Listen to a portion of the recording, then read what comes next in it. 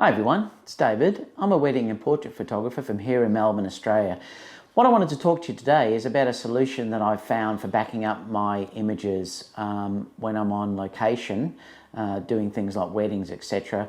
One of the problems with using the Sony system is that it only has one card in the camera, so there's no backup.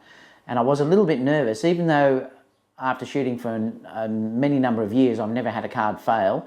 I still like to be a little bit on the safe side. So what I decided to do is to back up incrementally during the day. And the device that I actually bought was the Colorspace UDMA2. So it's actually this unit here. And I'll talk to you about it in a minute and I'll show you some of the features. I've found it's a great solution. It does last me the day. It has a 300 gigabyte hard drive inside here. You can replace that with other hard disks if you like. And it will take your standard SD cards, the compact flash, etc. You can connect by USB to the computer. And it seems to work really great. I've set up separate areas inside which I'll show you for each camera. And all I do is I say, for instance, after doing the initial makeup shots in the morning, I'll then back up. Then a little bit later on in the day, after I've done the bride, getting dressed and ready, I'll back up. It's very quick in actually backing up, so it doesn't take much time at all. So what I'll do now is I'll take you through the menus and show you how I've set it up and how it works. So I'll show you that right now. Okay, so this is the device itself. You can see the size closely now with the size of my hand. It's actually only really quite small. It can easily fit in your pocket.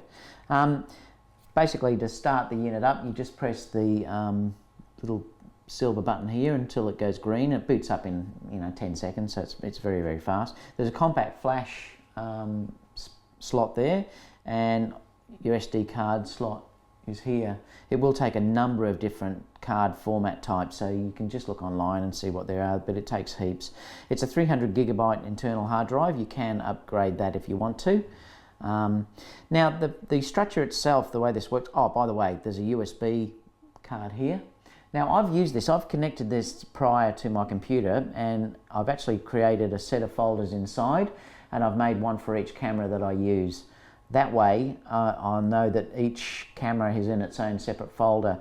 And the way Sony writes the names for each image file, like you can't actually change the name, it's good to put them all in their own folder so they wouldn't potentially overwrite one another. It's incremental, so it won't back up what it already has, so it'll only add to those folders. So yeah, it tends to work really well.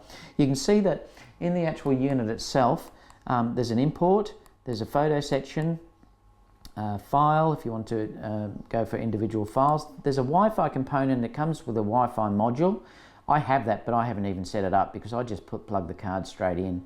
There is a recovery part to this, so if your card is corrupt, it will try and recover the card, and from what I've read online, it actually works very well. And obviously a setting where you can format the device, add folders and things like that. Now to put a card in, all you basically do is I'm just going to stick the card into the slot. Now I then move over here to where it's on to import. I just go like that. Now it's then searching the hard disk and searching the card.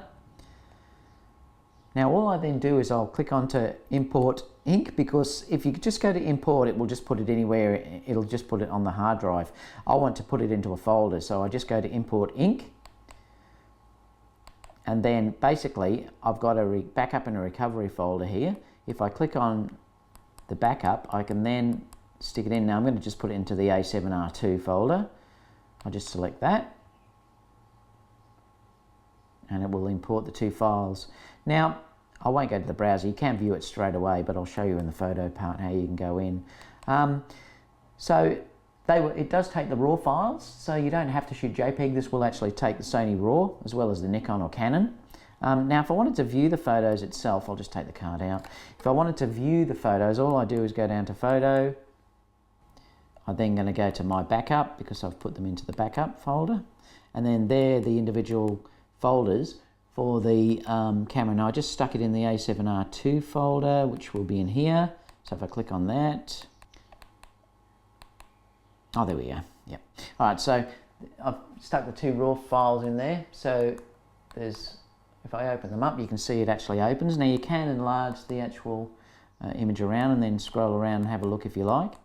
And then go down. Really, it's just a way of checking that they're on there. I mean, I don't really have the time to go through all of them individually, but you can use it as a viewer. The screen's not that high res, it's more just a confidence thing to check that it's there. If I go back, it will actually scroll back until I get back to the actual device itself.